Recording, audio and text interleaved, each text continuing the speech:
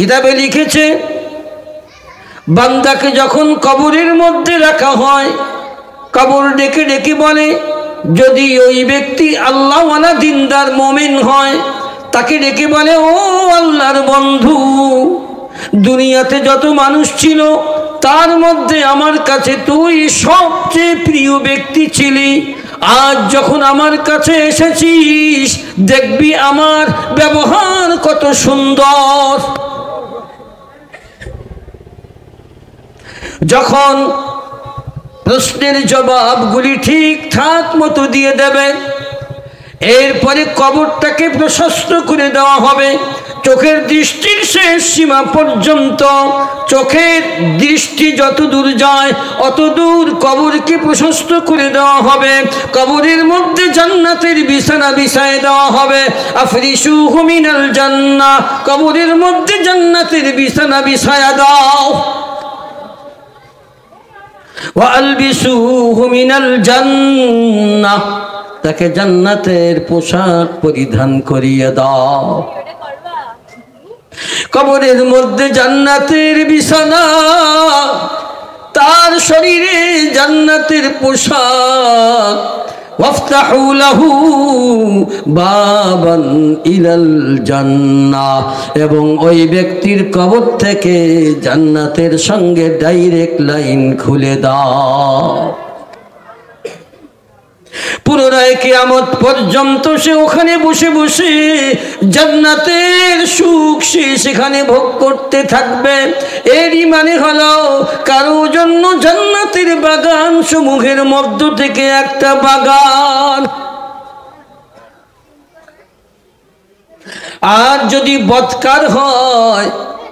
বদকার যদি হয়, সে কোনো প্রশ্নের জবাব ঠিক মতো দিতে পারবে না, শুধু বলবে হা হা লা আদরি, হা হা লা আদরি, জানি না জানি না জানি না। এবার কবর ডেকে বলবে, ও আল্লাহর শত্রু, দুনিয়াতে যত মানুষ ছিল তার মধ্যে তুই ছিলি আমার কাছে সবচেয়ে নিকৃষ্ট ব্যক্তি। আমার কাছে যখন এসেছিস দেখবি আমার দুর্ব্যবহার কত কঠিন। এরপরে কবর সংকীর্ণ হয়ে যাবে, এমন সংকীর্ণ হয়ে যাবে, কবরের এক পাশ আর এক পাশ এমন ভাবে চাপ দেবে যে ওই ব্যক্তির এক পাশের হাড্ডি আর এক পাশের ভিতর ঢুকে যাবে। কবরটাকে সংকীর্ণ করে দেওয়া হবে। কবরের মধ্যে জাহান্নামের বিছানা বিছায়া দেওয়া হবে। জাহান্নামের আগুনের পোশাক পরিধান করিয়ে দেওয়া হবে।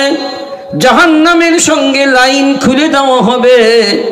ওখানে বসে বসে সে জাহান্নামের শাস্তি ভোগ করতে থাকবে। এটার নাম হলো ওয়াল কবরু আও হুফরাতুম মিন হুফারিন নার। কারো জন্য এটা জাহান্নামের গর্ত সমূহের মধ্য থেকে একটা গর্ত হবে। কথা বুঝছেন আমার ভাইরা? চলতে থাকবে চলতে থাকবে চলতে থাকবে। এবার যখন কিয়ামত কায়েম হবে, আল্লাহ বলেন ওয়ানুফিখা ফিস-সূর, শেষবারের মতো যখন সিংহায় ফুঁক দেওয়া হবে, যাকে নাফখাতুল বাআস বলে, সিংহায় ফুঁক দেওয়ার সাথে সাথে ফাইযা হুম মিনাল আজদাসি ইলা রাব্বিহিম ইয়ানসিলুন। মানুষগুলি কবর থেকে জেগে কাদা মাটির মধ্যে যেমন গাছের চারা জাগে, ঠিক তেমনি ভাবে কবর থেকে মানুষগুলি জেগে তারা আল্লাহর দিকে দৌড়ে দৌড়ে আগাবে। ইলা রাব্বিহিম ইয়ানসিলুন।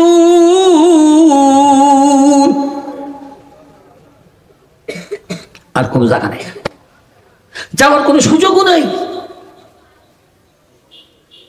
قالوا يا ويلنا من بعثنا من مرقدنا হাযা মা ওয়া'দার রহমান ওয়া সাদাকাল মুরসালুন। আল্লাহ বলেন ওই কবর থেকে মানুষগুলা জেগে আল্লাহর দিকে দৌড়াবে আর বলবে, মান বা'আসানা মিন মারকাদিনা, আমাদেরকে আমাদের এই ঘুম থেকে কে জাগালো, আমাদেরকে আমাদের ঘুম থেকে কে জাগালো। প্রশ্ন আছে এখানে, তাফসীরের মধ্যে একটা প্রশ্ন করা হয়েছে কি যাদেরকে আযাব দেওয়া হবে তাদেরকে তো শাস্তি দেওয়া হবে, তা ঘুম থেকে জাগালো এই কথাটা কেন বলবে? আমার ভাইরা, এই কথার জবাবে বলা হয়েছে দুইটা প্রশ্ন। ভাই পাশে কথা বলে কেন? এদেরকে আদব নাই, এতটুকু বোঝ নাই যে এখানে দিনের কথা হচ্ছে।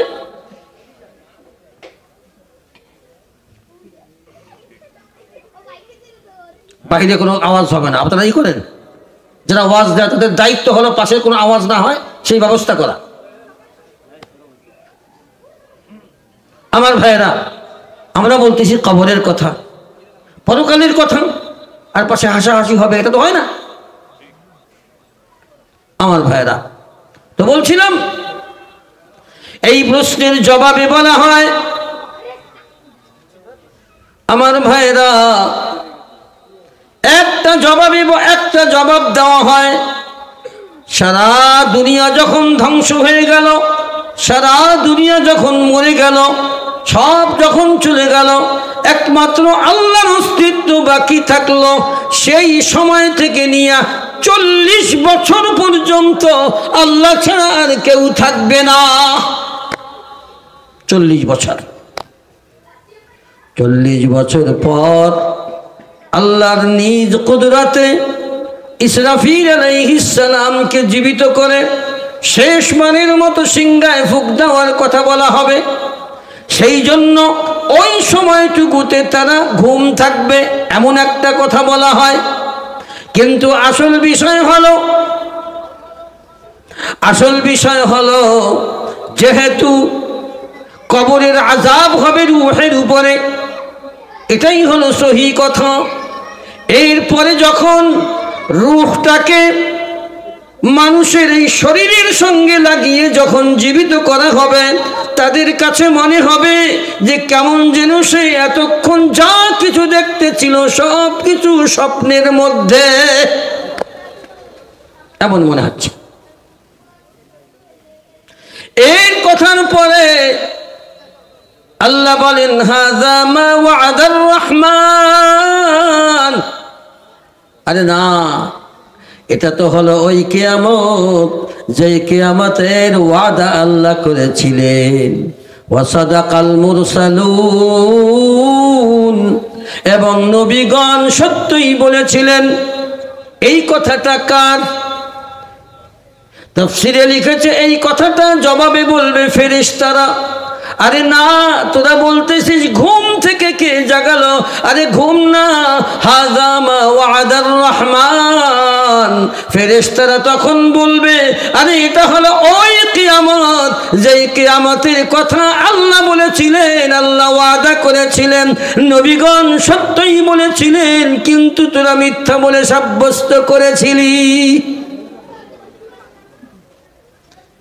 আর এক তাফসীরে এসেছে যে ওই লোকদেরই কথা যারা বলবে আমাদেরকে ঘুম থেকে কে জাগালো, সাথে সাথে তাদের মনে পড়বে, আরে না রে, এটা তো দেখি ওই পরকাল যেই কিয়ামতের দিবসের কথা আল্লাহ ওয়াদা করেছিলেন এবং নবীগণ তো সত্যই বলেছিলেন, কিন্তু আমরা এটাকে মিথ্যা বলে সাব্যস্ত করেছিলাম। আমার ভাইরা, এভাবে করে সকলে কবর থেকে জেগে খুব অল্প সময়ের মধ্যে তারা আল্লাহর সামনে হাজির হয়ে যাবে। পরের আয়াতে বলতেছেন, ইন কানাত ইল্লা সাইহাতান ওয়াহিদাতান ফাইযা হুম জামিউল লাদাইনা মুহদারুন। আল্লাহ বলেন এই যে কিয়ামত সংগঠিত হওয়ার ব্যাপার, ইসরাফিল আলাইহিস সালাম সিংহায় ফুঁক দিবেন, সবাই জেগে উঠে আল্লাহর সামনে হাজির হবে। এটা কেমন?